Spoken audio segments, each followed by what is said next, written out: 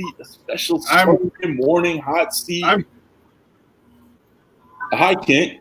Can you not hear us? All right. This is a good way to start the morning. All right. We're obviously we're having a bit of technical difficulties. Kent, his Iowa internet is not working as well. Can you hear us or no? I can hear you. You can hear us. Yeah. All right, Kent, you keep working on it, buddy. We're gonna get going. So, guys, you remember wondering why we're doing this Sunday morning or afternoon, wherever you guys are, hot seat. But we have to do this, or we want to do this, so we can broaden our global reach. You know, world domination is what our desire is, so we change it up every once in a while to have guests on from across the pond. And of course, we're doing that this morning. We have Adam Garratt on. We're going to get to talk to him in a moment, but I do want to say hi to my co-host with the most, if you can hear me. Kent, can you hear us? All right. Kent can't hear us. Kent says hi, everybody. Thanks you all for being here. I can hear you, but I'm getting every few words. All right. Well, we gotta keep pressing through. All right. So I will be Kent's voice of reason this morning. We are doing super shots this morning because why the hell not? The super shot price will be $15.99, but you can get two for $24.99 or $25.99. Sorry, $25.99.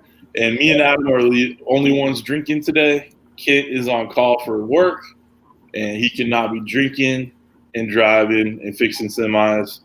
So he's chilling. All right, I want to give a shout out to the mods in the chat. We got Jason from Easy Bake Barbecues in there. I see Cooking with Kirby's in there. He's one of our mods. I think that's it as far as moderators go that have jumped on this morning. But that's all right. It's an off day. People are used to working off Thursday. Oh. Oh my gosh. It's gonna be one of those days, Adam. I can just feel it, brother. It's fine. It's all right. We're gonna power through. It's all right. We'll steam on through. Yep. All right. So people in the chat right now. We got Suburban Jim, Just Jenna, Desmond Wolf, Shanny Boy Cooks, Kris the Butcher's in the house, Keith Cooks, Big Cat 305, Smoking Joe's Barbecue, or Smokey Joe Barbecue, Pickles Barbecue, Stephanie Jimenez, Tom's Food Factory, Go Vegan, Yoakum 294, Blue Smoke, and Jay's Wrapping Barbecue. Welcome, guys. Welcome. All right, he just killed it. All right, good idea. All right, Canadian Jim's in the house. Smoking Joe's Pit Barbecue, one of our newest mods. Welcome, brother. I don't think Keith Bettag's gonna be in the house, so if any of our moderators want to keep score, let me know how many's in the chat. I would appreciate it. Also, we are doing this on an off day, so if you wouldn't mind sharing this. And on your social media, let's get some people, let's get some butts in the seats that are not used to being here. I see we got Kent back. How we doing, buddy? I need a shot. Somebody all right, Kent needs a shot. Let's make this happen, guys. All right, being we have the fancy new software, watch what we're gonna do now. Right now, pow! We got logos up. All right, guys. Adam, say hi to the people. Hi, people. Yeah, my name's Adam. You've probably seen me around on YouTube with my various cooking videos. Yeah, started in 2016. Used to run a food blog before then, in 2012 up until 2016. Then I made the leap onto YouTube, and the rest is history, I would say. Right on. Very cool, very cool. I appreciate you being here. I appreciate you fighting through all the technical difficulties that we've all had this morning. Yeah, Kris said Adam's a good guy. I completely agree. I've been watching Adam for a long time, and the first thing I kind of want to talk about because it's just on my mind, but your channel used to be called Adam's Eats, right? Yes. Why did you change it to just your first and last name? Basically, that was a decision that took a lot of thought to kind of decide whether I was going to do it or not. And the main reason for it is brandability, because I'm not only just trying to promote my channel, but I'm also trying to brand myself. And so I thought, what are people going to know me as? That, you know, do I want to be known as just Adam's Eats, or do I want to be known as myself? And sort of blue sky thinking, long term, you know, when I'm thinking about perhaps my own line of kitchen products, you know, you're going to buy something that's got Adam's Eats on it, or you're going to have something that's got my name on it. And it's mostly around marketing and brandability. That's the main reason I changed it, because for those reasons, really. Right on. All right, that makes complete sense. I was wondering. It really does. It does make sense. So yeah. All right, let's talk. Let's get into these questions here. That actually write down a bit. Let's talk about where you're from, where you grew up. Kind of give us a broader picture for people who are not familiar with the UK or the area. Okay. So I was born in Leicester, which is a sort of city in the middle of Britain. Some of you will probably know this, but basically Great Britain is Northern Ireland, England, Wales and Scotland. You've got England, which is part of that. And then you've got the United Kingdom, which is, again, all of those things together. So I live in England, which is a part of Great Britain, UK. And in that is a city called Leicester, which is kind of in the middle of the country, really. I was born here, and then I moved down to a place called Bournemouth, which is right down the very bottom near the south coast. And I lived down there from the age of about 7 up until about 26. I moved back up here in 2006 or 7. So because all my family are up here. The reason I moved down there was because my mother decided to go and move down there. So obviously she took all her kids with her. But I decided to make that transition and come back up here. So that's basically where I live. Leicester it's a very multicultural city. There's lots of different food here. You know, you can get anything from Polish food, you can get Latvian food, you can get really good Chinese food, but we're really known for our curries and our Indian food here. We've got a huge Pakistani and Indian culture here. So basically this city is just vast amounts of different cultures and different food. And it's if you're a foodie, Leicester is just an absolutely banging place to be. It really is. Has its troubles. I won't lie, like any major city, we've got lots of problems with, antisocial behavior and things like that. But generally, it's a good place to live. Now, do you ever take time to film around the city? I'm currently looking at doing other types of video, because at the minute my videos are just very recipe based, the occasional taste test, but I want to start going out and filming other things in the city, because we've got an absolutely amazing indoor food market with loads of fish and meat, and we have sort of like these continental markets that come sometimes, the German market that comes at Christmas with all the bratwurst and the beers, the steins. So I want to be able to film all of that stuff, but I need to get the equipment in order to do that, because I can't carry my massive DSLR around without a proper gimbal and stuff like that. So I'm looking into that, because I think that'd be quite an interesting video. Yeah, I think so too.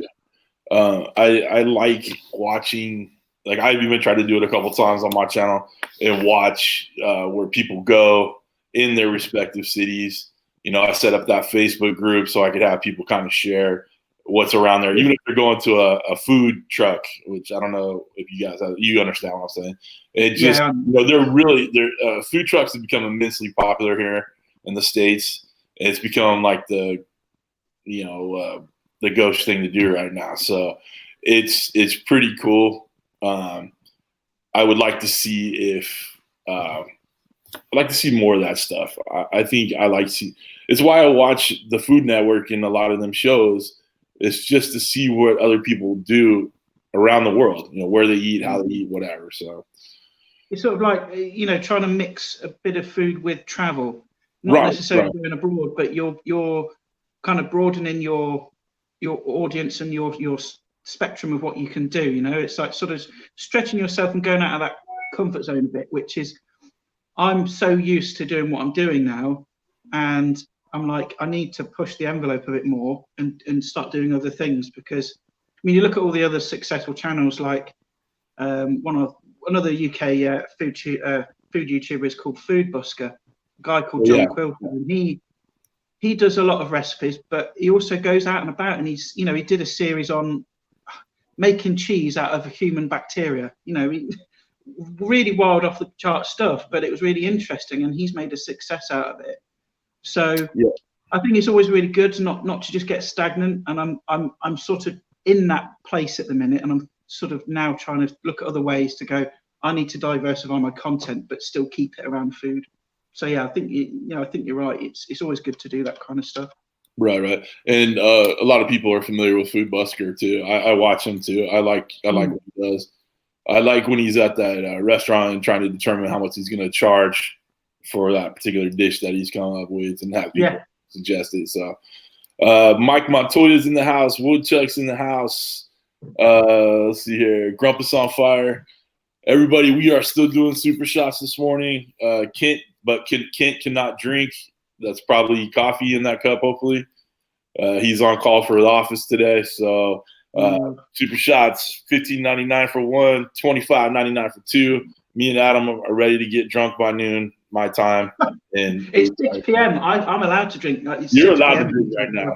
The sun's going down. So let's talk about what's in that big old stein you got there. What are you drinking on that? This is Birra Moretti I've got in here. All right, cool. Which, yes, I think it's Italian. Yeah. Something like that. I think I've had it before. It sounds really good. All right. Besides YouTube creator extraordinaire, what is your other job, or if you have another job? Some of the people in the chat will start winding me up about this. I know, because I work in retail management, and some people on in my community have made sort of random guesses as to what I do. From working in a dildo factory to working at a pound store. None of those are true. None of those are true. And I work for a very well-renowned company. It's a multinational company, and I work in the management side of that. The reason I don't tell people where I work, because someone or somewhere will just decide to pick up the phone, dial the store, and just start pranking me. I know it. Yeah, hey. That's why I don't. I mean, I've had people come in the store and recognise me before, and that's always been a bit awkward. But at least I'm prepared for that. Someone just put Pornhub in there. Yeah, they are. Not Pornhub. All right, guys, come on. He's clearly a red tube kind of guy. It's not Pornhub. All right. Family life: wife, kids, spouse, dog, cats. Girlfriend, boyfriend, whatever. Just kidding. Oh, girlfriends. Now there's a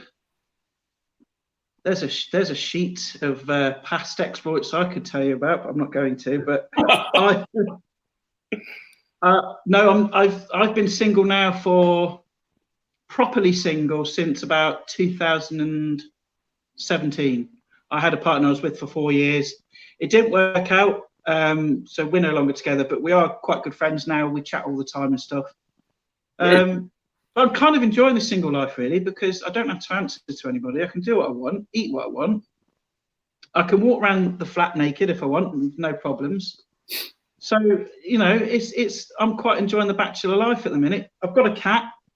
Wow. You've seen Moggs before. He's laying down here at the minute. That's awesome. But family-wise, I've got no kids. No. I've got 4 sisters. I've got a brother. I've got my father, who lives in Leicester as well. My other sister lives in Leicester. I've got one sister that lives in Stoke, which is just outside of Leicester, going towards Manchester. you're in the UK, you'll know where it is. And then my two other sisters live down in Bournemouth still. So we're quite sort of split up. My mother, I don't talk to. I haven't spoken to her since 2005, and there are lots of reasons for that. I can't say too much on it because I'm actually making a video on that because my subscribers wanted to know more about my life and growing up and how it impacted, you know, my love for food and stuff. So I'm doing a separate video on that. But yeah, I don't talk to her. You'll find out why in the video. All right, everybody, stay tuned for that one. All right, cool. Okay, so we have a subscriber that has a lifetime question. We have a couple of those. All right, yep. And this is from Mega Fred Zeppelin. I don't know if he's ever watched your videos, but he always asks, do you have a favorite music band? Do you play any instruments? Any of that stuff? Hands down, my favorite band of all time, it's got to be Fleetwood Mac. All right. I grew up with Fleetwood Mac. That sort of music was always around. Led Zeppelin, ELO, all sort of classic 80s rock. But I leaned towards Fleetwood Mac, and then I sort of followed a lot of Stevie Nicks' solo career, and even some of, you know, pre-Lindsey Buckingham. We're talking like Peter Green, you know, Albatross. We're talking even as far as back as that. But I'm not a massive music head, if you like, but right. Fleetwood Mac really sits with me, and I can listen to their songs all day. And I don't think there's a single album or track I don't like. I mean, the album Tusk was a bit weird. I thought that was a bit too experimental, but generally a lot of their stuff is really good, and I love the Mac, especially Steven. All right, cool. So no Justin Timberlake, huh?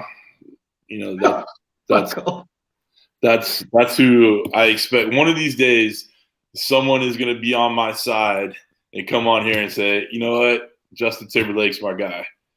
Get the gun away from your head. Seriously.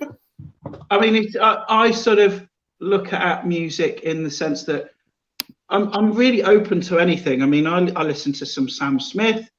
You know, I listen to, like I said, a lot of Fleetwood Mac. Oh, God. Rage Against the Machine, I listen to some of that. I even listen to some heavier metal stuff. Nice. But I draw the line at artists like Cardi B and stuff. I just can't. We got Suburban Barbecue in there. Says JT rocks. Yes, he does. I'm with you on Rage Against the Machine too. We got a couple more people jumped in there while you're chatting. We got Eric from Camp House Barbecue. Smoking Bears is in there. Baking with Nadia is in there. And Fire Water Cooking. Welcome, everybody. I appreciate you guys all being here, spending your Sunday morning or afternoon with us, or for our friends in the UK, even the evening. So that's very exciting for you guys to be here. John from 1984 Barbecue just showed up. Welcome, guys. Welcome. All right. And also, we're about to turn it over to Kent to ask some questions. If you guys have any questions from Adam or for Adam, myself, or Kent, put at Daddy Dutch Barbecue. He's one of the moderators in the chat there, the blue wrench in the chat, at Daddy Dutch Barbecue, and he will get them asked for you. All right. Kent, are you ready with a couple questions? Yeah, I got a couple here. So all right. We'll get a couple in here. First one, Smoking Joe's Pet Barbecue, one of our mods. Adam, he wants to know, does the American accent sound funny to the English? No, actually. I find it quite familiar, strangely. I get quite a lot of American customers. We have a Mormon group, church near us, I believe. So I get quite a few Mormons coming into my store to buy stationery and bits and pieces. So I hear the accent all the time. So I'm quite used to it. Some of the accents from certain states I find quite unusual, sort of like the real squash twangs, sort of like the southern accent and stuff.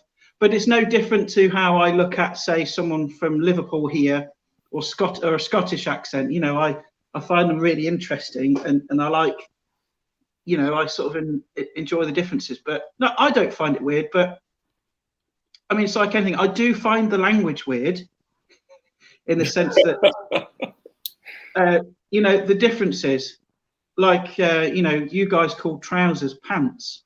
Right. Well, pants to us is underwear. So there's a big difference there. So, you call it a zucchini, we call it a courgette.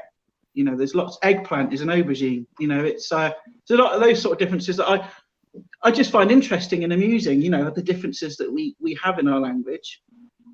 But yeah, I find American sort of accents quite agreeable and very familiar, to be fair. Right. Right on.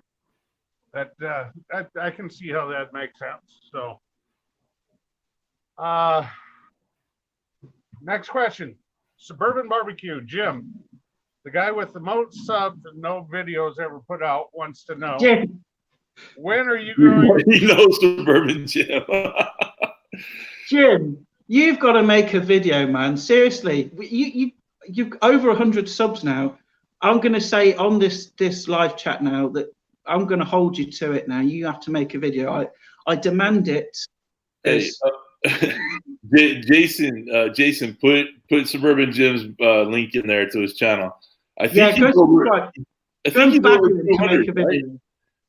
Jim's over 200 subscribers, right?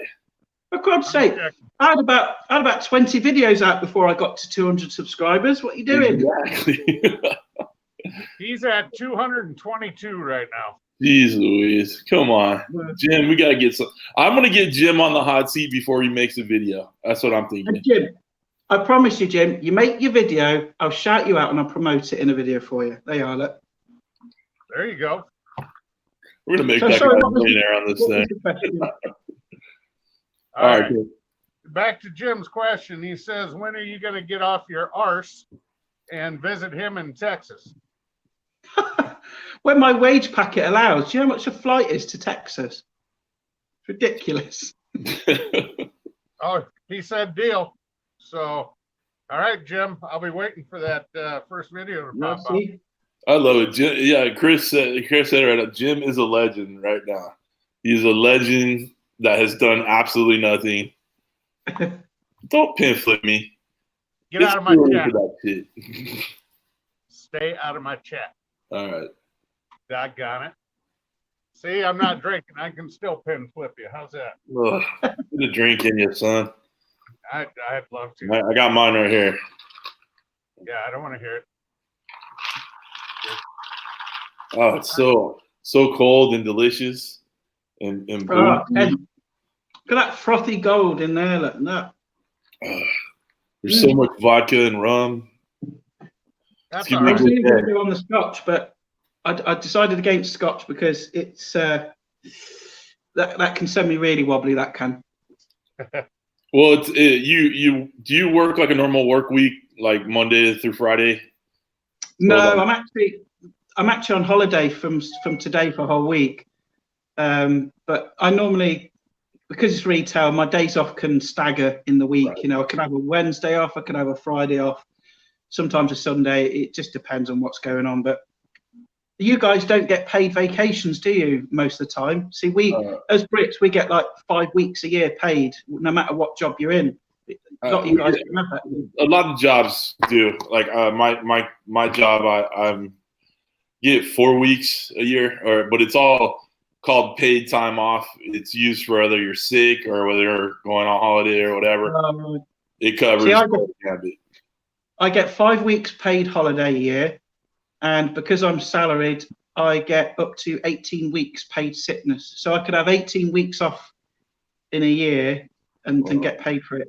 God forbid you don't get sick. That'd be the worst time for taking a vacation. Yeah, exactly. Yeah. See, that's cool. You get that much time off. I work for this shit little company, and I barely even get paid. So. He's talking about me. You know that, right? He's just being a jerk right now. Yeah, pretty much. So, all right.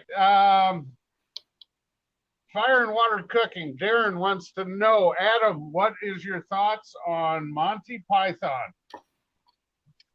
Monty Python. Oh, bit before my time, really. But I mean, I don't think I've ever watched any, to be fair. I mean, I've followed John Cleese a lot. You know, I watched Fawlty Towers, and I've seen clips of a lot of the Monty Python sort of films, but it's not really my type of humour. My type of humour is very off the wall, very strange, very odd. It's not your sort of usual run of the mill stuff. So, I mean, I like I do like John Cleese, and I liked a lot of the stuff that he does, but I've not really followed too much on Monty Python. I like the Eric Andre show. You guys all know who he is, won't you? Nope. No. Oh, okay. It must be really off the wall. Well, if you type into YouTube Eric Andre show, you'll see the kind of stuff that makes me laugh. But yeah, I mean, Monty Python it's a British institution here. It's very well known. It's known across the globe, but it's not something I generally follow. All right, cool. Flower. Right. Okay. Yeah, I saw that. All right. Let's see. Well, follow up on that. He also put in there, he goes, or Pickles, I got your damn question. Quit screwing up my chat. Or are you more like a Benny Hill sort of guy?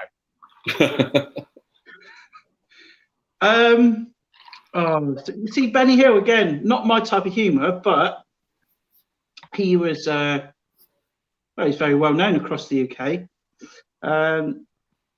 I believe I've visited his grave. I could be wrong on this, but I think he's buried in a place called Southampton, which is a small town down south, not far from Bournemouth. And I believe I visited his grave, but my friend could have been lying to me, so don't quote me on that. But yeah, Benny Hill's all right, but again, not my type of humour. I'm far too weird for mainstream humour.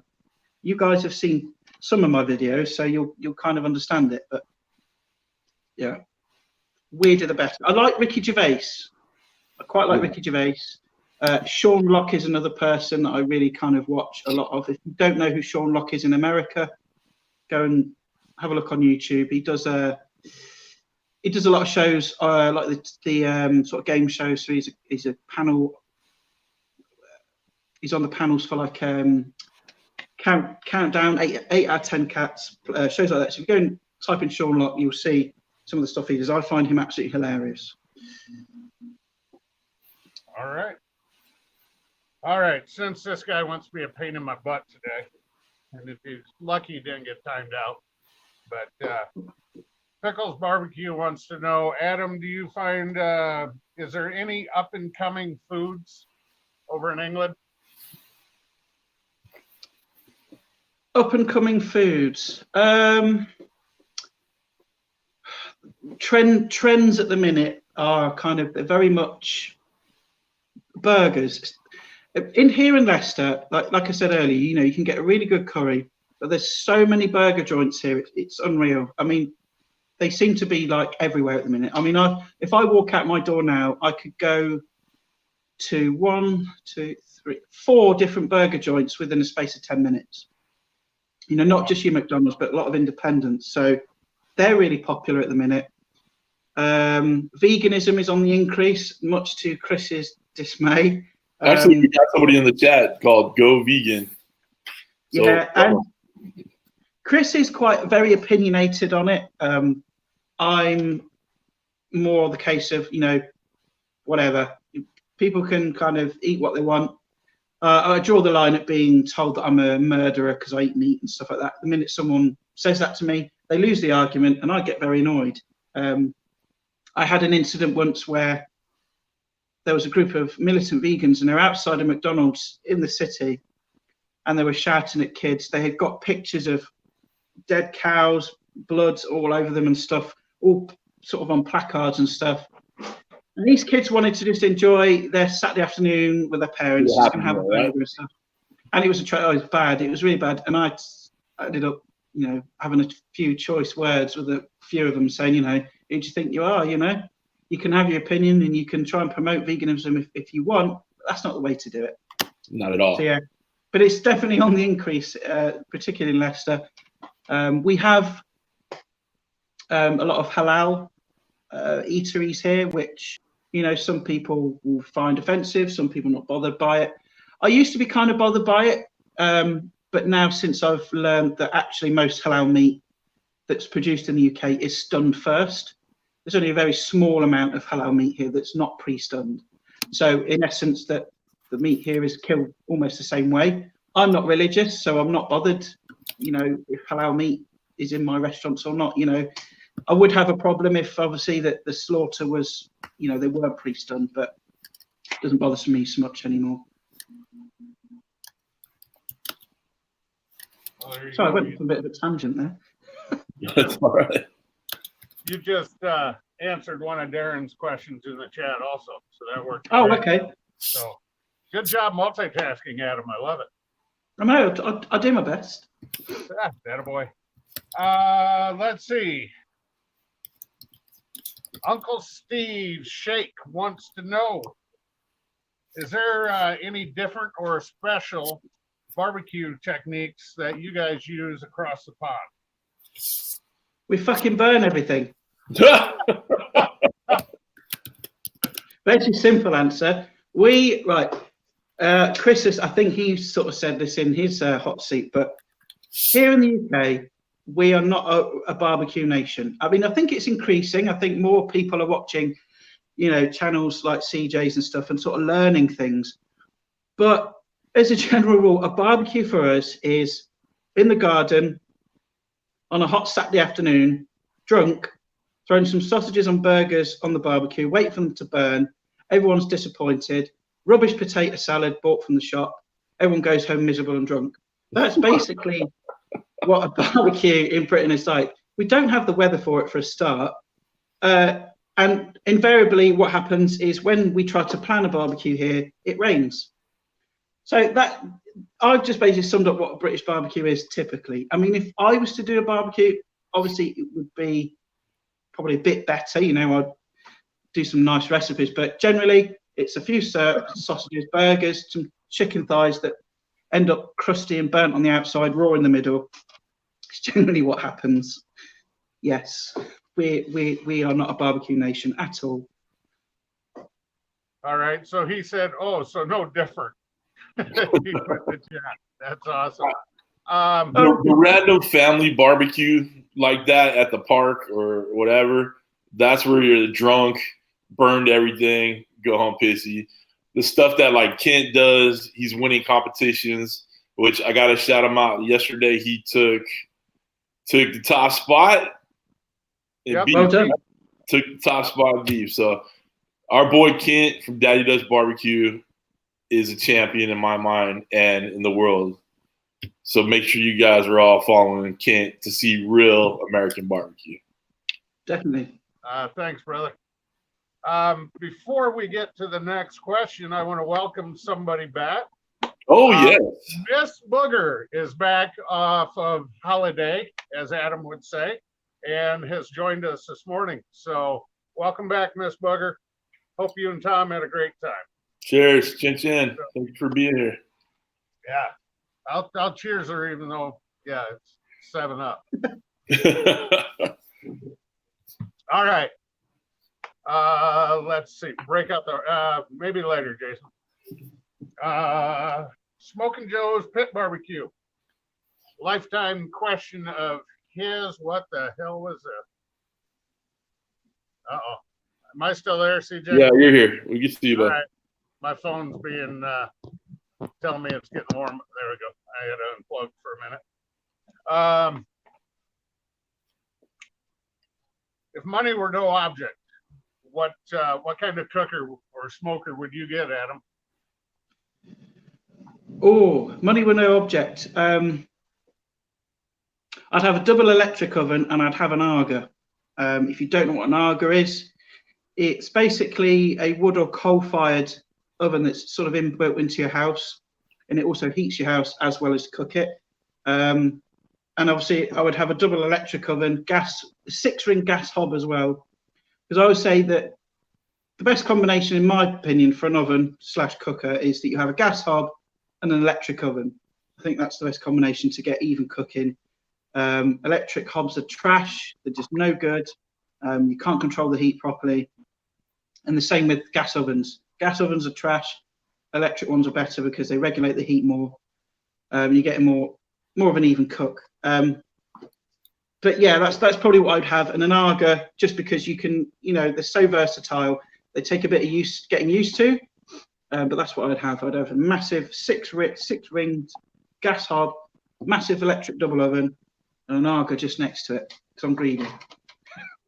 And I want a massive kitchen. It should also be said, I get huge kitchen envy. Whenever I see channels on YouTube that got really nice, massive kitchens with all the stuff in it, I'm just like, here's me with a half-painted kitchen, right? Tiny little oven, and I get so jealous about it. I'm like, can't I win the lottery and have that for myself? Yeah, I feel the same way. I want my kitchen set up. We have a nice kitchen, don't get me wrong, but I want the granite countertop. I want to do all that stuff, and just we got a lot of other expenses in life, and granite countertops just doesn't top it right now, right? So you got to prioritize what you want to do. But I'm the same with you. I get kitchen envy too. Like I want to duck it out as best as possible, but you got to be prioritized anyway. What about in the garden? Do you have an opportunity to do any kind of, not necessarily barbecue, but grilling or anything like that out by you? Well, occasionally I've got a fire pit, which also acts as a grill as well. So some evenings, if the weather's not too hot, not too cold, I'll sit out there. I'll throw a couple of steaks on there. I'll make up like a pepper sauce with some jacket potatoes or baked potatoes, you say. Right. I'll have those, and I'll just sit outside and eat that. But the problem is, being in the city, my garden, it's a roof garden, so it's on top of a shop. And in the evenings, all the surrounding takeaways are all making all their food. So a lot of the time, there's like this huge exhaust at the top of the building that billow out all this smoke. So sometimes, if they're really going for it, I get smoked myself. It's all this stuff, smoke's coming into my garden, but it's all right. I mean, I've got a few vegetables and tomatoes and stuff growing in there in pots and stuff. But if I had it my way, I'd love a big garden where I can just plant loads of stuff. Because I'm one of these people that I'm not bothered about flowers. I'll only plant it if I can eat it. So. Oh yeah, makes sense. I mean, my dad's got an allotment next to his house, and he's got potatoes in there. He's got Cavolo Nero, got tomatoes. He's got all sorts of different bits and pieces there. But I haven't got the space, unfortunately. But it's part of living in the city, I suppose. Right on. Yeah, we were talking about Miss Booger. She has the garden to beat all gardens. You should. If you don't follow her, you should. She does. She's the air fryer queen, but she has such a big, beautiful garden. It's just amazing to watch. I've just subscribed, so I'm gonna go. I'll have a look at her channel later. All right, cool. All right, Kent, go ahead, buddy. All right, I got about 3 more here. Do you want me to keep going, or you want me to hold them for a little bit? Why don't you hold on to them? I see a couple more running the chat here. I'm going to ask you a couple questions. Guys, okay. This isn't going to be the normal 3-hour hot seat or 2.5-hour hot seat, whatever. So we may not get all the questions in today that you guys are normally used to. Just roll with it. It is what it is. Before I start asking a couple more questions, I want to acknowledge a couple more people jump in the chat. We got Daryl Bad Beast Barbecues in the house. Raleigh Smokes in there. LeprakonTV, who is one of our moderators, is in there. Big Rome, I saw him. West Coast Cajun Cuisine. Connor Mix, welcome. Off the Walls Barbecue, how you doing, Ryan? Welcome. If I missed anybody, I'm sorry. I'll catch you on the next go around. I'm going to kind of jump around from my normal questions. Hey, Jimmy Q, what's up, buddy? What is your favorite thing to cook? Or is there something that everybody wants you to cook, you're known for?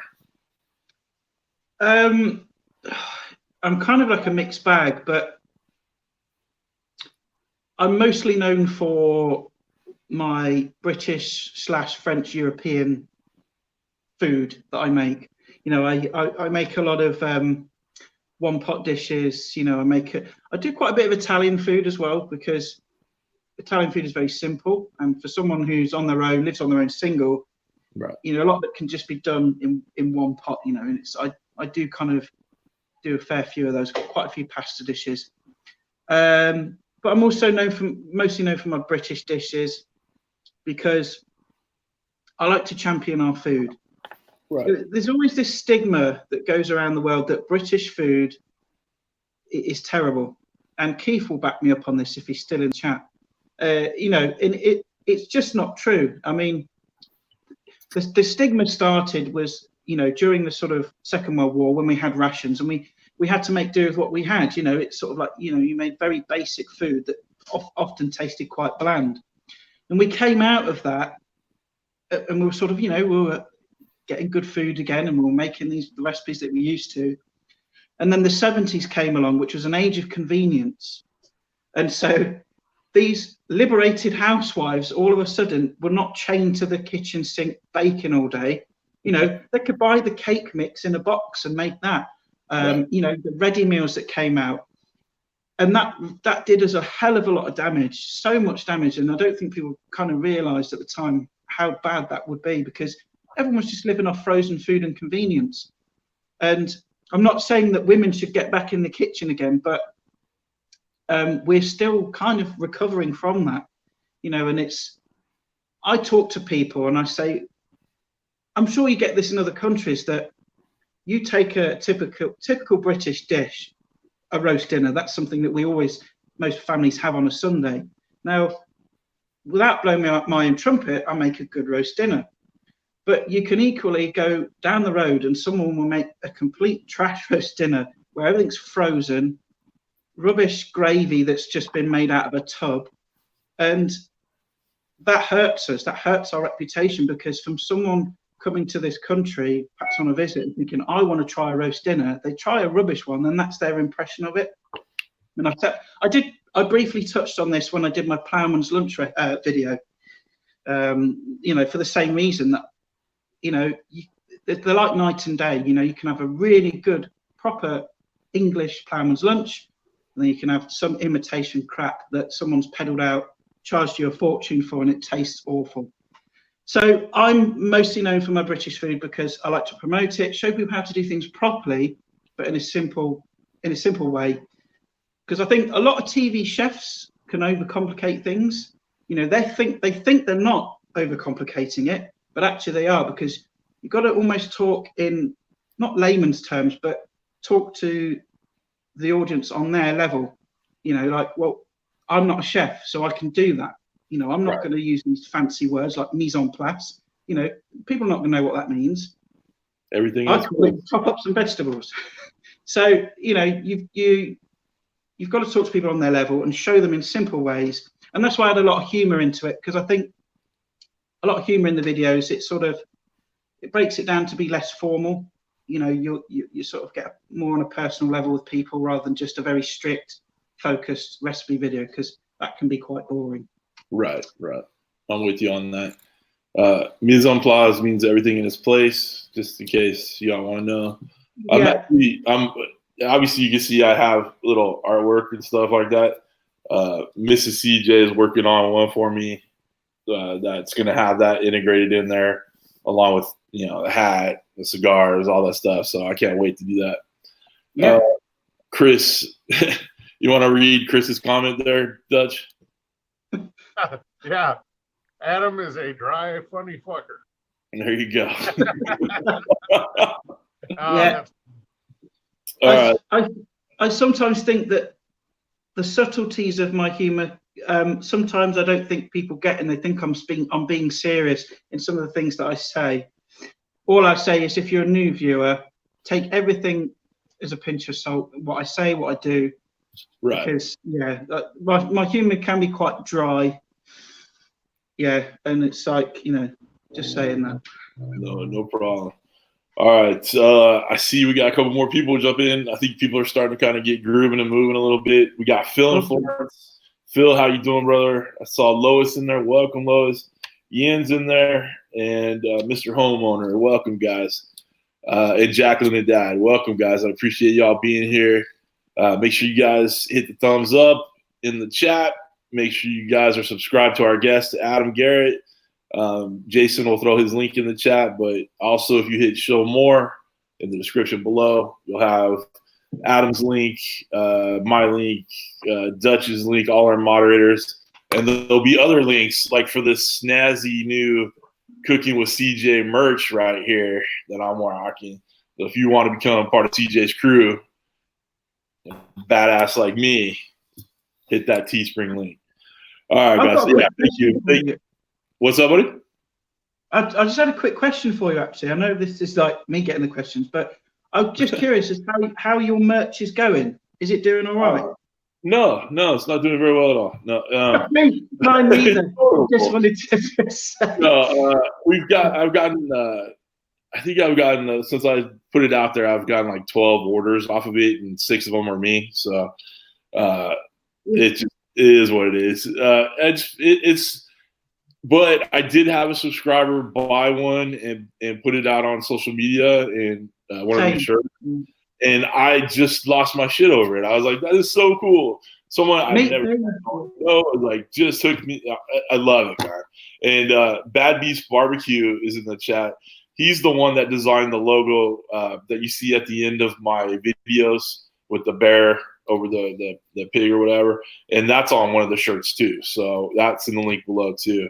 Wait a minute. You have a logo at the end of your videos? Maybe I should watch the whole thing. You should probably watch one all the way through. I'm just saying, buddy. You're affecting his retention there, Ken. I know. My click-through rate is destroyed because of Ken. I got Johnny Mags in the house. At least I watch all the ads. I watch all the ads. Does that help? Yeah, I appreciate that.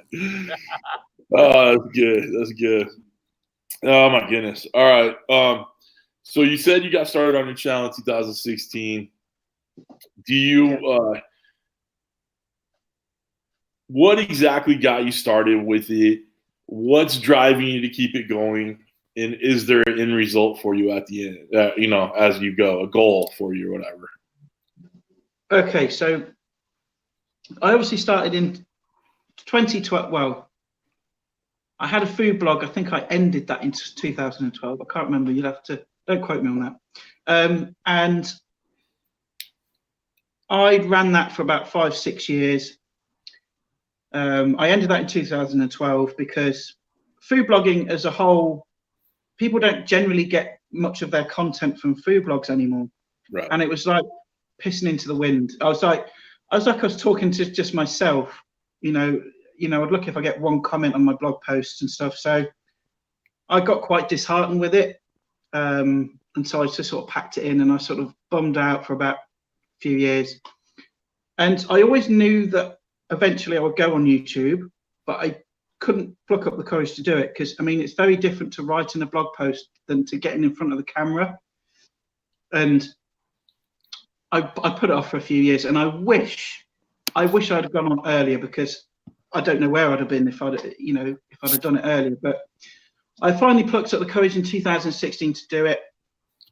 Not really expecting much. It took me 4 months just to get to 100 subscribers.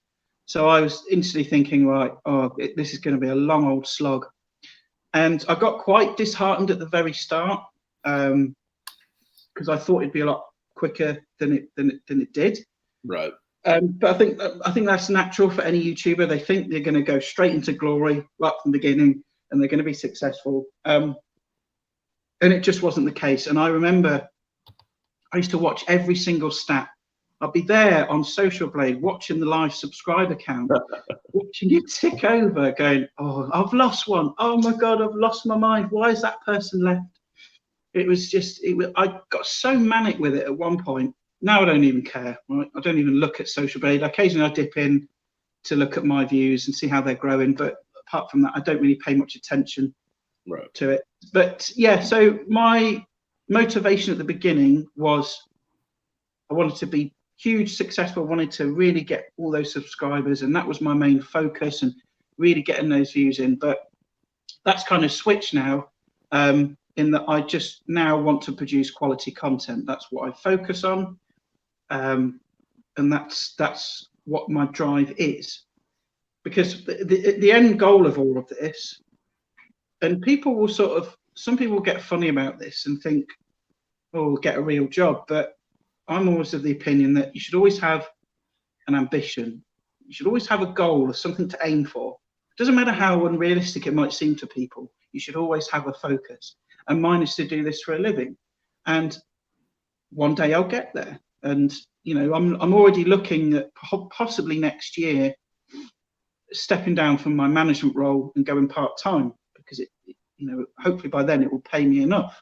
Right. So that is my end goal, is to ultimately to do this for a living, but also not to rely on AdSense revenue. Obviously, I want to be able to diversify my income from different sources so that they can all come together, meaning that I can do this for a living. And off the back of that, it would mean that I can then produce more and more quality content. Because the problem I have at the minute is getting myself back into a routine. You know, I used to produce 2 videos a week, and that's going somewhere. You'll know if you're in a full-time job, trying to produce 2 videos a week, it can be really difficult. And particularly when mine are so heavily edited, you know, I spend sometimes 6-7 hours editing, making sure that you know, people don't often realise now that I colour grade all my footage. I never used to do that. That's added another half hour, 40 minutes onto the workload. And so that by me going full time means that I can then dedicate more time to content. You know the score. But that's the eventual thing. I'm writing a book as well.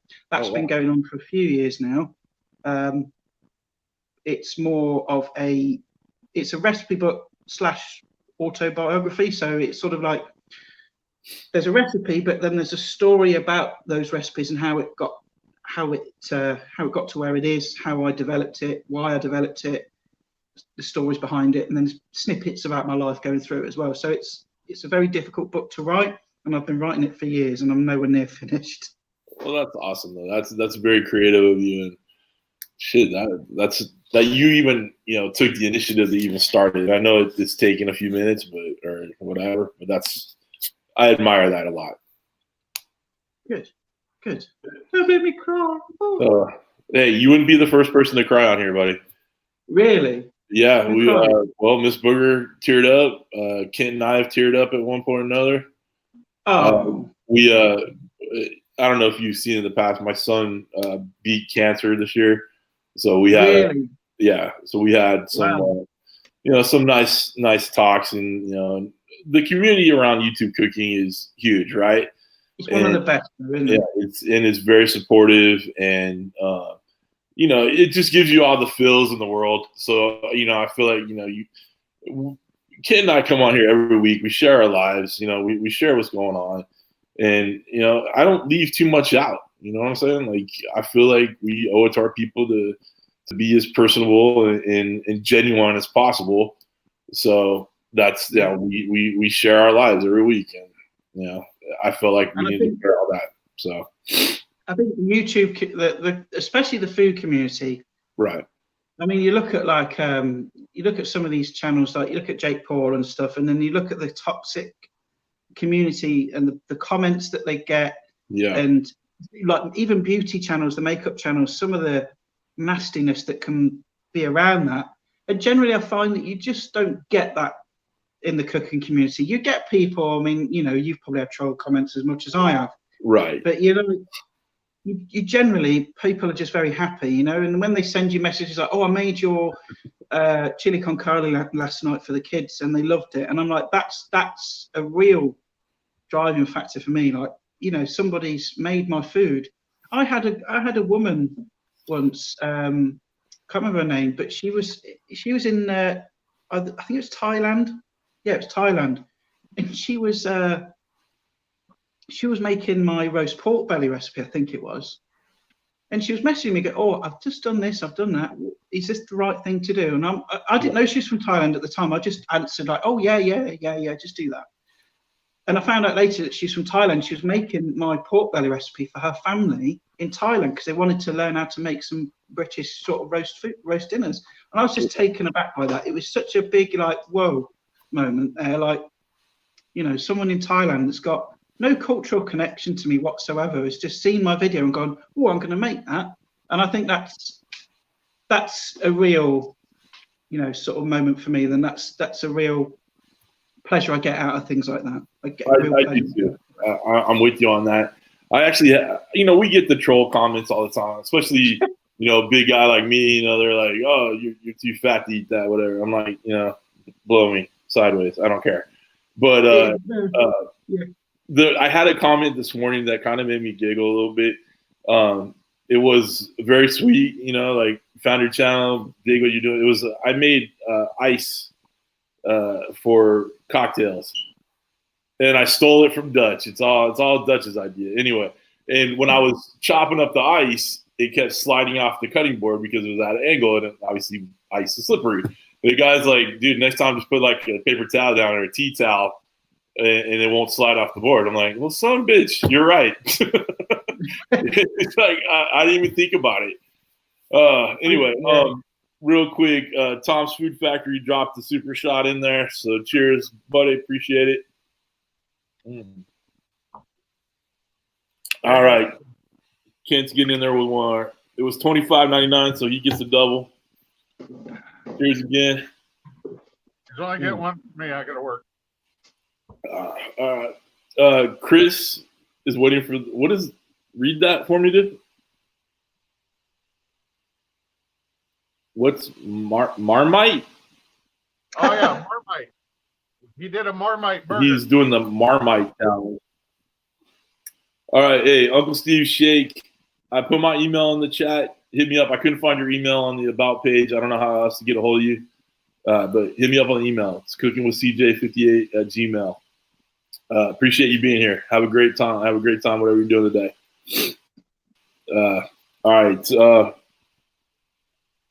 I think that's kind of where I was going to jump off and let you back in there, Kent. You got a couple more? Yeah, I got a couple more. One of our moderators, Jason, Easy Bake Barbecue, wants to know, Adam, who is your favorite British chef? Oh, easy. A guy called Rick Stein. He is kind of not your typical TV chef. He wasn't actually trained as a chef. He actually started up as a nightclub owner, and that failed. And so he opened a seafood restaurant in a place called Cornwall, which is, again, south coast, right at the very bottom of the UK. And the reason I've got such an affection for him is because he started me off, really, on my passion for cooking. I mean, I always had a love for cooking when I was younger, but in my early 20s, I came across a series that was on TV. It's called Food Heroes that he made, and you can still find a couple of clips of it in YouTube, but the BBC have kind of copyright claimed most of them, so you can't see many. But he started this series called Food Heroes, and it's basically just going around the country championing local produce and stuff and making recipes. And I was hooked on his casual sort of demeanor, just the soft way that he sort of presented himself, because he was actually discovered by Keith Floyd. I mean, you might not know who Keith Floyd is, but he was discovered by him. And so he was very much a very amicable person, and he got me started. And I remember the first thing I made out of a cookbook was one of his, and it was beef stroganoff. And I made it for my now ex-girlfriend. She was a fiance at the time. I made it for her. She didn't like it, so I was just like really annoyed. But I thought it was delicious. I loved it. It was the best thing I've ever made. But she was fussy and didn't like it. So yeah, Rick Stein is probably my favourite chef. I do like some of the others. I like Jamie Oliver. But you know, there are a lot of the mainstream TV chefs are just, I don't know, they just tend to, even though they say it's simple, some things they just overcomplicate, I think. All right. You said he was discovered by Keith Floyd. Is that right? Yes. Okay. So is that Pink Floyd's brother? Keith? You wouldn't if you watch him if you go find him on YouTube, you're not probably far off the truth in the way he behaves. Basically, Keith Floyd came around in the 70s when I said like that food was convenience food and everyone was eating trash. All the cookery shows back then were very formal. You'd get some very well-spoken English woman like, "Here's how to boil an egg," and like they would say, "Put it in for 4 minutes." Everyone thinks that they're watching the Queen boil an egg. It's very formal, very strict. That's how it was. Keith Floyd came along and completely overturned the UK TV cooking scene. He was drinking. He was getting pissed on TV. He was just like telling the cameraman off. He was falling around on the boat because it was rocking everywhere. It was very natural and very funny. And he made the food accessible to people. He introduced a lot of olive oil. I mean, we use it like it's nothing these days, but back then you could only get olive oil from a chemist. It was meant to go in your ears, to get out the earwax. You couldn't buy it in the shops back then. It wasn't meant for that. And then he comes along and starts sloshing it over salads and meat and stuff. And they're like, "Oh, I best we go and buy some olive oil then." So he kind of changed the cooking scene, TV cookery scene. And Rick Stein is one of his proteges. He went to his restaurant.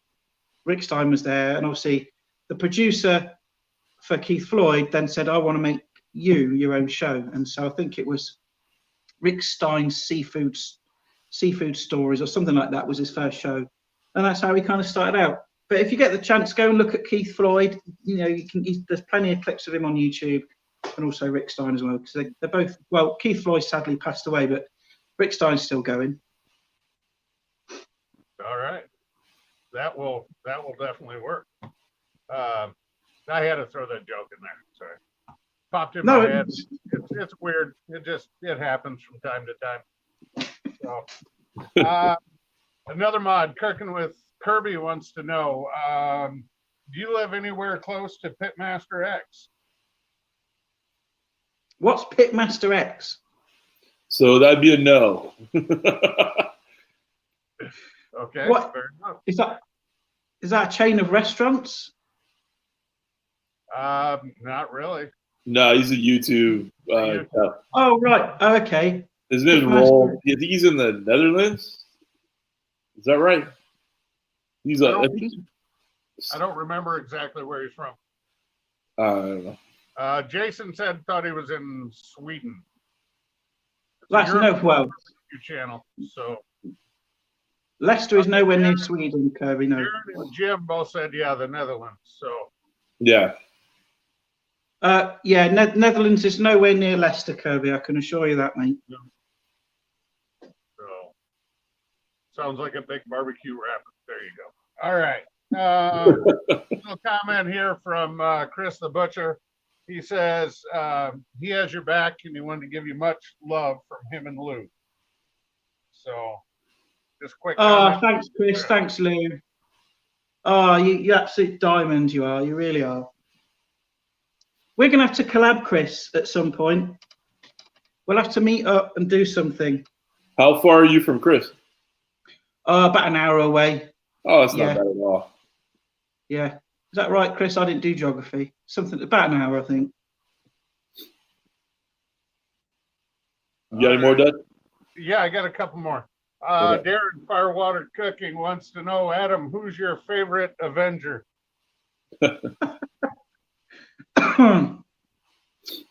Oh.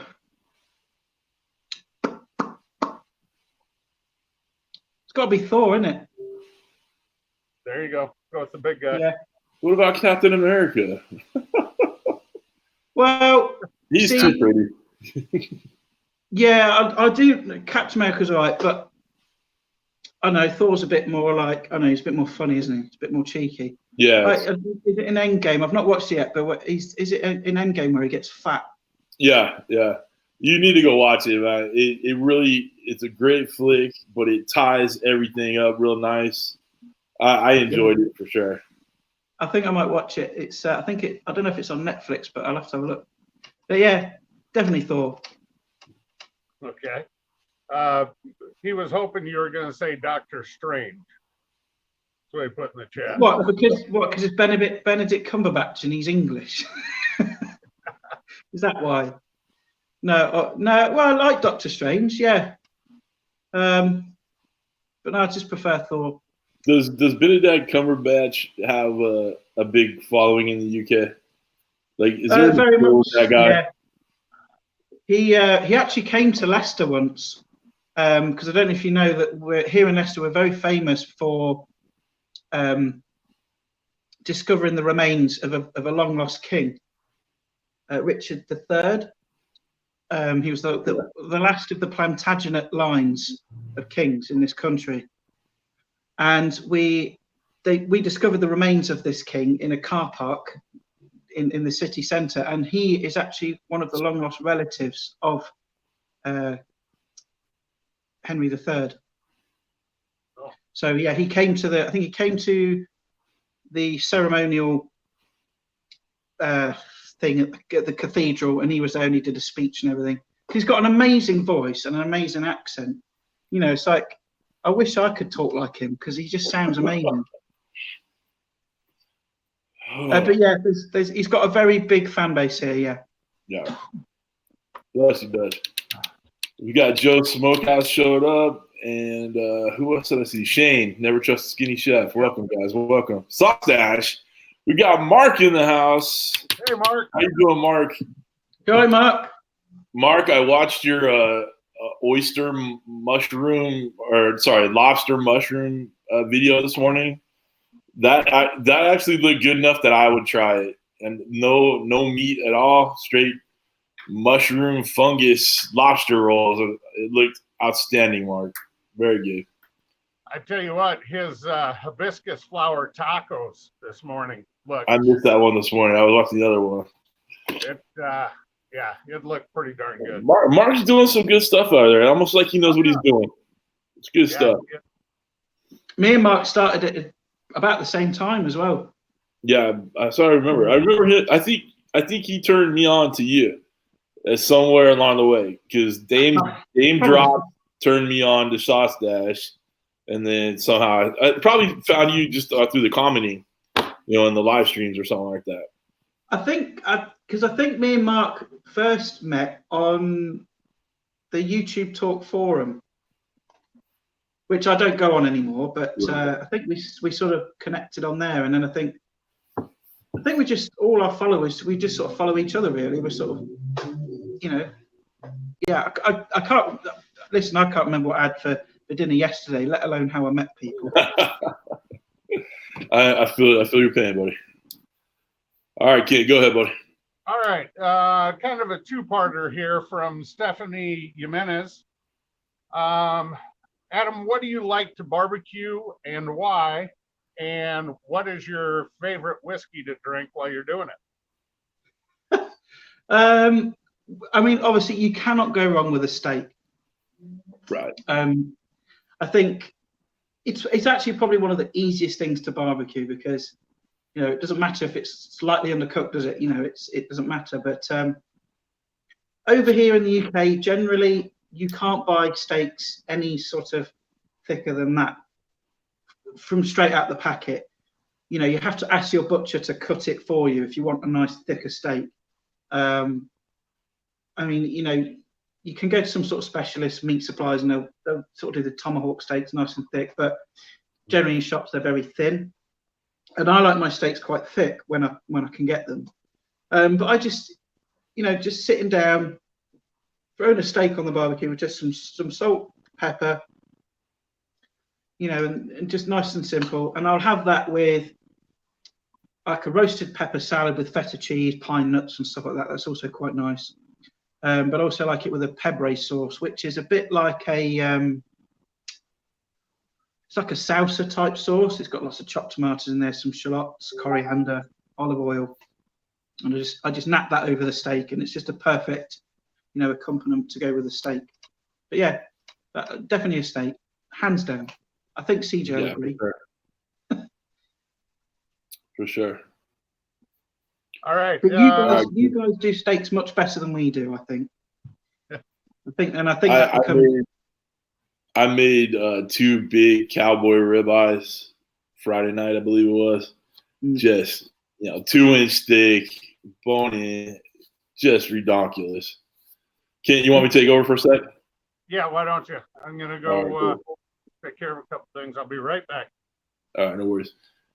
Sorry, Kent's on call a little bit today, so he's kind of working with the front office a little bit. So with his other employment besides, cooking with CJ over here. Joe Smokehouse and Barbecue, love the new format. Thank you guys. Unfortunately, Google Hangouts went away this last week, so we had to find a new way of doing things, and I think this has worked out pretty well. I do like the format. It's a bit clearer. I can put logos up. We got our names with the people. There's a lot of little stuff I can do, and I haven't even kind of touched on the surface yet, but I dig it too. That's really good. All right, so Stephanie had asked about whiskey or whatever. I'm going to just kind of bring that into one of my other questions. Do you have a go-to drink? Do you have like a whiskey, a scotch you prefer, gin, whatever?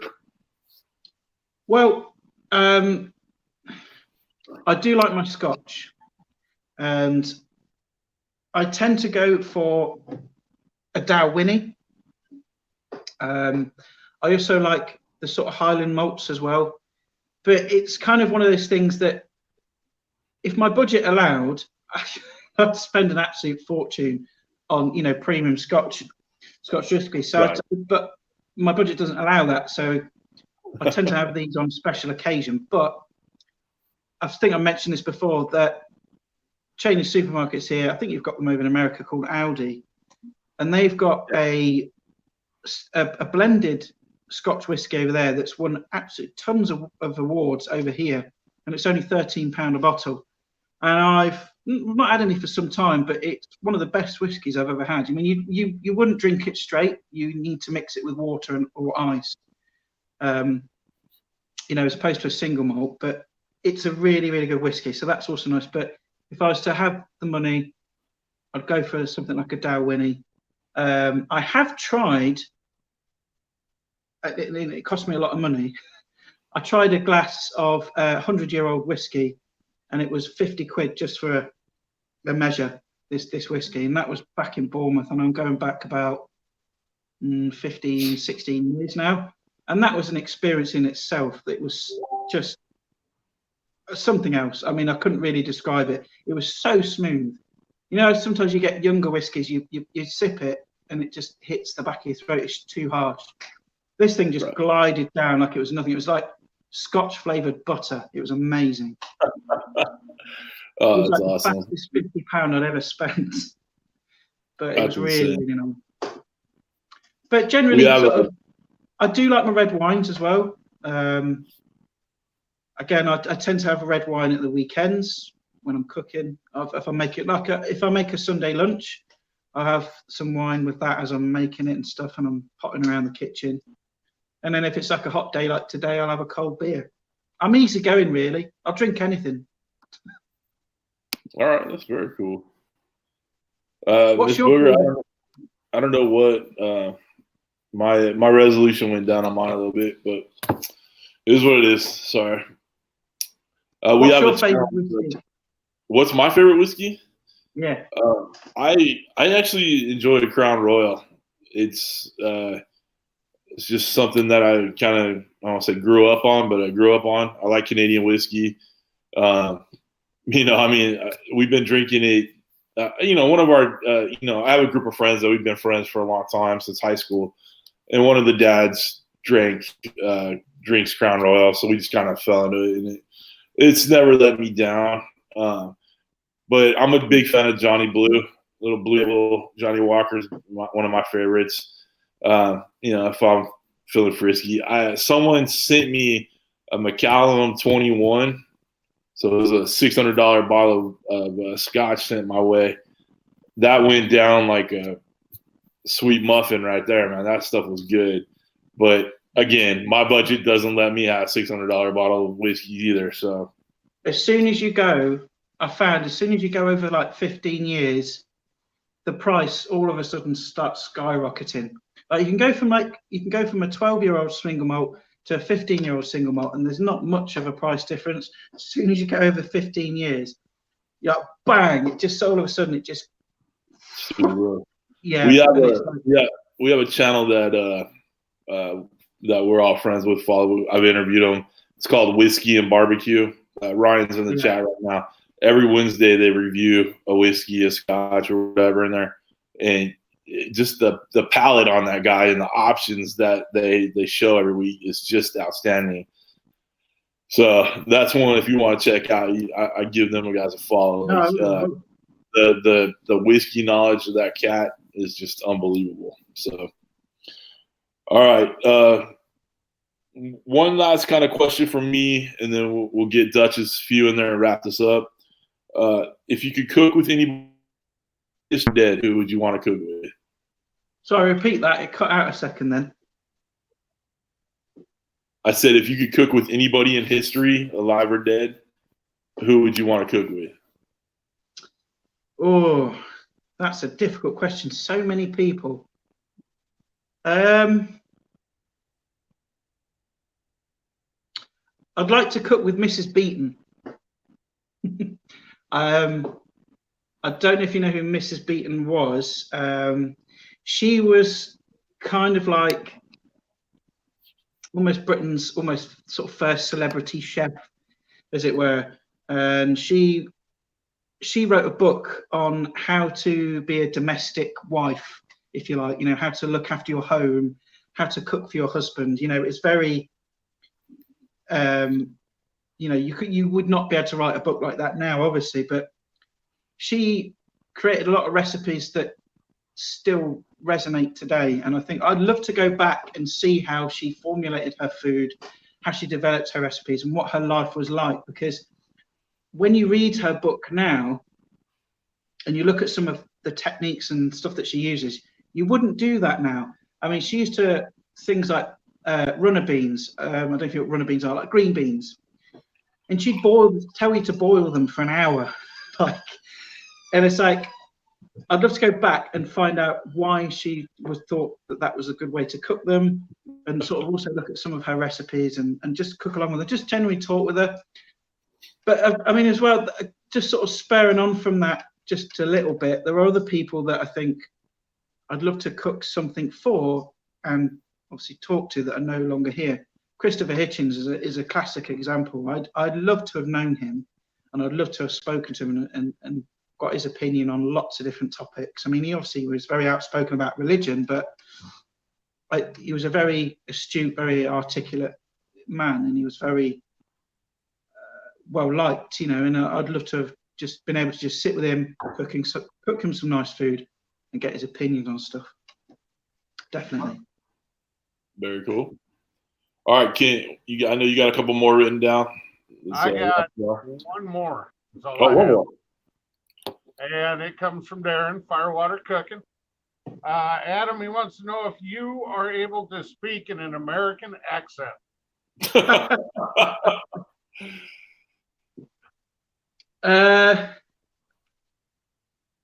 Possibly, but not after this. Oh, see, hey, for us, after that would make us be able to speak in a British accent.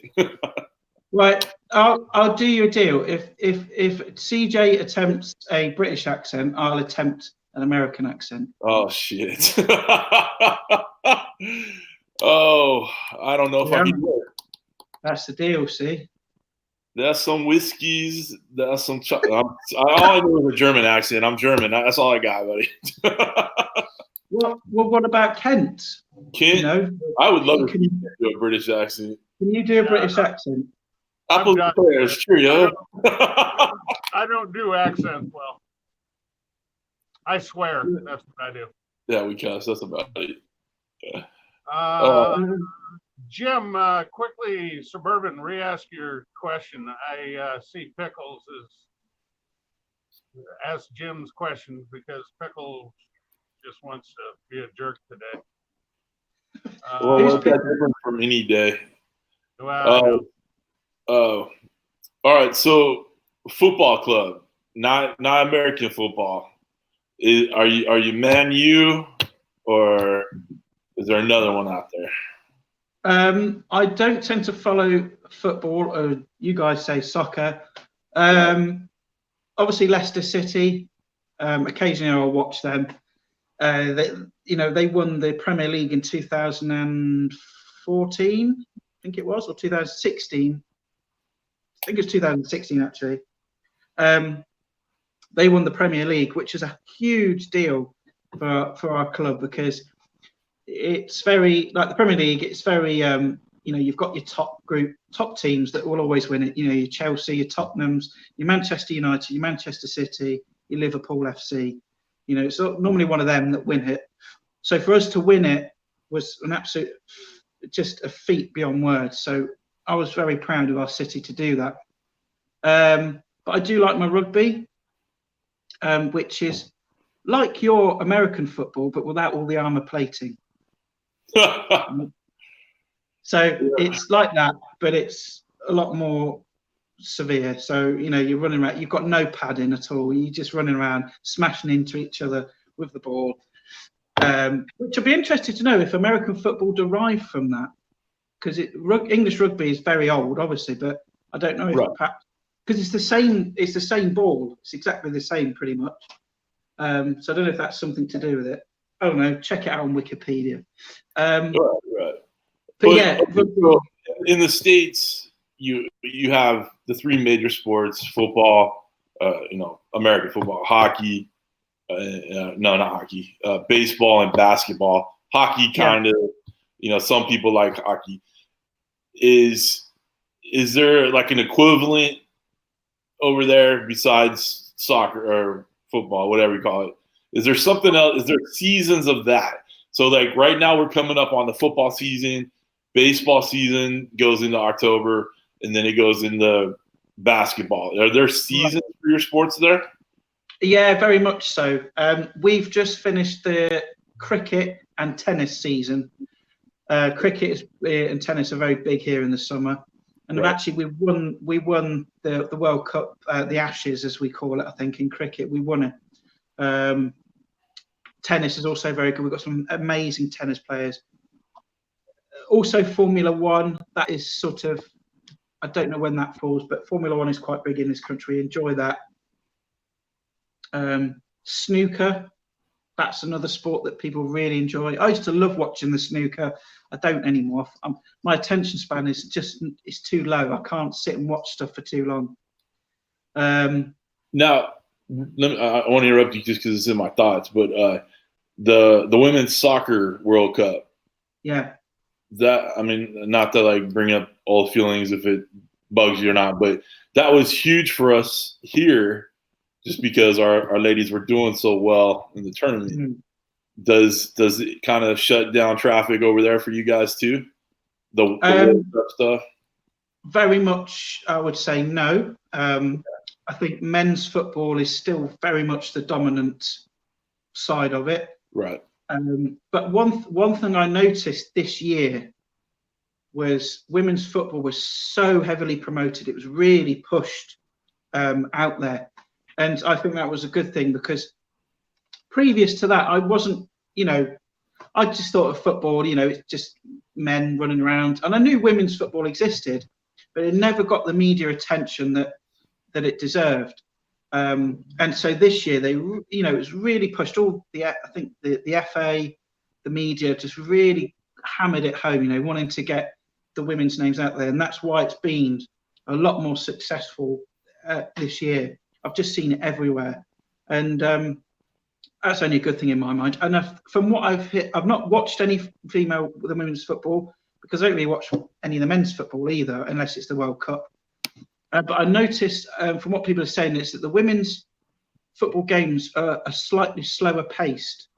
They're not as frantic as the men's. I don't know how true that is, but I think there's a slightly more calculated, slower paced game, which I think is quite, makes it a bit more interesting in other aspects. But yeah, it's been very popular this year. A lot of where I work, we sell the sticker albums. We can collect the players and stick them in the album. Right. And it's nice to see a lot of the young girls coming in, the little kids and that with their mum, buying this sticker album so they could put the stickers in. And I thought, the only thing that's going to do is just promote, young girls to just think, you can do this as well. It doesn't have to be just men.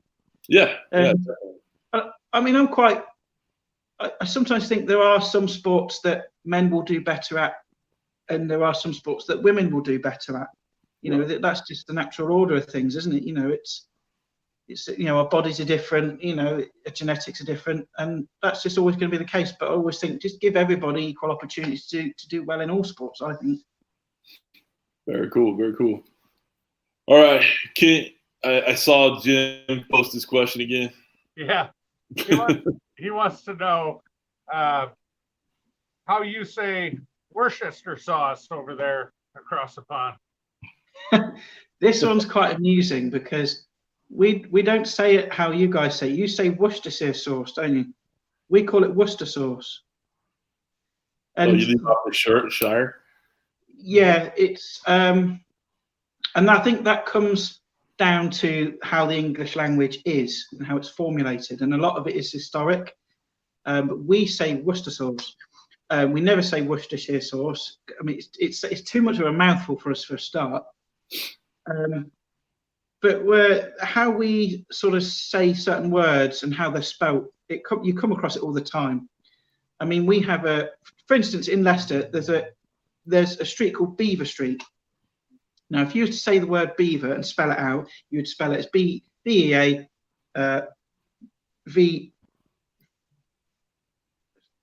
V-O-I-R. Beaver? No, B-E-A-V-E-R. That's a beaver, like is in the animal. Right. But the way it's spelt on that street is B-E-L-V-E-I-O-R. So it's Belvoir. You'd say it as Belvoir, but no, we pronounce it as beaver. It's interesting. Don't ask me to explain it because I don't have a clue myself, but I think it's just historic and how we've said things. I mean, my surname is a classic example, is that it's Garratt, G-A-R-R-A-T-T, but a lot of people that are called Garratt spell it with E-T-T. Yeah. And that's how my name, what used to be spelt in, if you look back in the annals of my family, it was always spelled E-T-T. But then some idiot at some point in history just decided, no, I don't like that, so I'm going to change it to A-T-T, and that's how it stuck. That's funny, man. Yeah. All right, Dutch. Yeah. Anything else? No, that is all I have, sir. That's all the questions we got in the chat. That's all I got. All right, Adam, I'm gonna ask my one last question, and then we'll call it a day. Awesome. Who would you like to see on the hot seat? We all know the answer to this. It's got to be Keith Cooks, hasn't it? Keith Cooks. Is he still in the chat? I believe he's still in there. Yeah, I thought I saw him in there. Keith Cooks. Keith, you've got to get on this. All right, Keith. Yeah. I'm gonna put my email in the chat. Make it happen. Let's see it. Well, I'm liking this. Once a month. There he is, Keith Cooks. I'm gonna put my email in the chat. Email me, and we'll see if we can't get this worked out, or as Adam would say, sorted. Sorted, yeah. Sorted. Keith is. He was the first person to ever give me a shout out, and I'll remember this forever because this is how naive I was at the very beginning of YouTube, is that I actually asked him if it was okay if I gave him a shout out. I sent him an email going, "Oh, I'm doing a video. I've seen some of your stuff, and I'd like to give you a shout out. Is that okay?" He was like, "Oh yeah, I was thinking of giving you one as well." I was like, "Yes." And I think Keith back then had the same amount of subscribers as I've got now. And I think I must have had a couple of hundred subscribers back then. And I was like, he's going to give me a shout out. Oh my God. I was just like so excited. So yeah, Keith was the very first person to do that for me. It's amazing. All right. Keith, is that his name? Keith is his name?